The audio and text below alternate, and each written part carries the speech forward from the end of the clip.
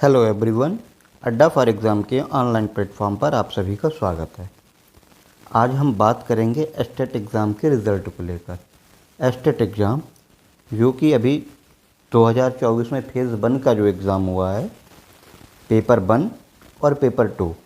Paper 1 9 to 10th का और paper 2 11 to 12th का, जो कि अभी हमारा एग्ज़ाम जून 2024 में 20 जून को ख़त्म हुआ था।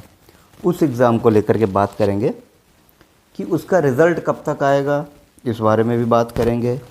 किस पेपर में नॉर्मलाइजेशन होगा, किस में नहीं होगा। एस्टेट पेपर 1 और पेपर 2 किस में नॉर्मलाइजेशन होगा, किस में नहीं होगा, इसको भी लेके बात करेंगे।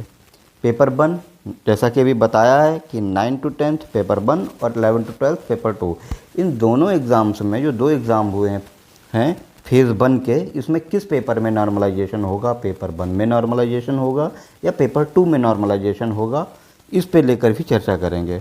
और आंसर की, मैंने भी एस्टेट का एग्ज़ाम दिया है, तो आंसर की जो अभी एस्टेट की आई हुई है, इसके अनुसार हमारा स्कोर कितना बन रहा है, मेरा खुद का जो कि मैंने अभी परीक्षा दी है, इस पर मेरा स्कोर कितना बन रहा है, इस पे भी हम आज चर्चा करेंगे। सबसे पहले देखो एस्टेट रिज़ल्ट को लेकर के। एस्टेट रिज़ल्ट को लेकर के एस्टेट जैसा कि बताया गया है कि रजनीश भैया के द्वारा बताया गया है कि एस्टेट का रिज़ल्ट एक्सपेक्टेड है कि अगस्त के फर्स्ट वीक में, जुलाई के लास्ट वीक में पेपर 2 का रिज़ल्ट आना है और अगस्त के फर्स्ट वीक में पेपर 2 का रिज़ल्ट आ जाएगा। इसके बाद नॉर्मलाइजेशन किस में होगा। नॉर्मलाइजेशन को लेकर के अगर देखा जाए कि जिनका एग्ज़ाम शिफ्ट वाइज हुआ है, जिसका भी एग्ज़ाम शिफ्ट वाइज हुआ है, उसमें नॉर्मलाइजेशन चलेगा। जैसे कि पेपर 1 में जो फेज़ 2 पेपर 1 था 9 to 10th वाला, जिसमें कि बहुत सी शिफ्ट्स ऐसी चली थी जो मल्टीपल शिफ्ट्स में जिनके एग्ज़ाम हुए हैं, उनका तो नॉर्मलाइजेशन होगा 100%। जो कि एग्ज़ाम्स हमारे मल्टीपल शिफ्ट में हुए हैं कि उनका यहाँ पे नॉर्मलाइजेशन होगा 100%। और जो एग्ज़ाम्स केवल सिंगल शिफ्ट में हो गए हैं, एक ही शिफ्ट में जिनकी परीक्षा लिया गया है, लाइक दैट पेपर 2, मुझे लग रहा है कि पेपर 2 के एग्ज़ाम्स की जो शिफ्ट्स रही है वो एक ही शिफ्ट में सभी परीक्षाएं कराई गई हैं, मल्टीपल शिफ्ट इसमें नहीं चली है। जैसे कि ज्योग्राफी का एग्ज़ाम्स था जो कि 15 तारीख को ही हो गया।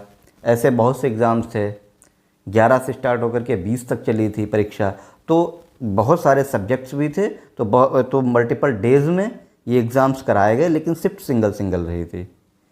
मल्टीपल शिफ्ट में पेपर 2 का एग्ज़ाम नहीं हुआ है। पेपर 1 का एग्ज़ाम जो है वो मल्टीपल शिफ्ट में हुए थे। तो पेपर 1 में तो नॉर्मलाइजेशन होना तय है 100%, और पेपर 2 में नॉर्मलाइजेशन नहीं होगा। तो यहाँ पे एक बात बिल्कुल कंफर्म हो गई है कि पेपर 1 में आपका नॉर्मलाइजेशन होगा और पेपर 2 में नॉर्मलाइजेशन नहीं होगा। या जिनके एग्ज़ाम मल्टीपल शिफ्ट में हुए हैं उनमें नॉर्मलाइजेशन होगा, या जिनका एग्ज़ाम सिंगल शिफ्ट में हुआ उनमें नॉर्मलाइजेशन नहीं हुआ है। अब बात आती है कि आंसर की के अकॉर्डिंग मेरा स्कोर क्या बन रहा है। आंसर की के अनुसार मेरा स्कोर बन रहा है, इसमें जो भी आंसर की है, आंसर की के अनुसार अगर देखा जाए तो मेरा स्कोर, मैंने अभी तक अपना मैच किया है जितना, तो ऑल ओवर ठीक ही ठाक है। मुझे लग रहा है कि 75 प्लस तो बनना चाहिए, जो भी बन रहा है, तो यानी कि क्वालिफाई हो रहा है, स्कोर क्वालिफाई कर रहा है।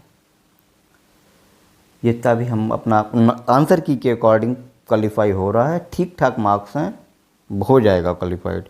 और जिनका नॉर्मलाइजेशन के अकॉर्डिंग पेपर 1 में जो 2-4 नंबर से छूट रहे हैं, जिनके 71 हैं, 72 हैं, या 70 हैं, 73 हैं, तो वो वाले निराश ना हो। नॉर्मलाइजेशन में आपका नंबर पक्का बढ़ेगा मतलब बढ़ेगा। और पेपर 2 में जो नॉर्मलाइजेशन नहीं हो रहा, जिसमें पेपर 2 में जिनका नंबर 71, 72 या 73, 1-2 नंबर से जो छूट रहे हैं, वो भी बिल्कुल भी निराश ना हो, क्योंकि आपत्तियां की गई हैं। बहुत से क्वेश्चंस गलत आ रहा है, जिसमें 7 से 8 क्वेश्चंस पे आपत्तियां हुई हैं।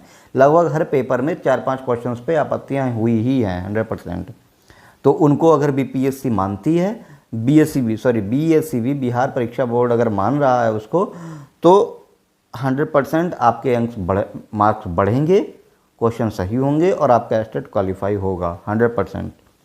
ऐसे ही और स्टेट क्वालिफाई होगा। अब बात आती है कि TRE4 की ऑथेंटिक जानकारी के लिए आप हमारे चैनल अड्डा फॉर एग्ज़ाम्स को लाइक करें, शेयर करें और सब्सक्राइब कर लिए। चैनल को सब्सक्राइब करना ना भूलें, चैनल को सब्सक्राइब जरूर करिए।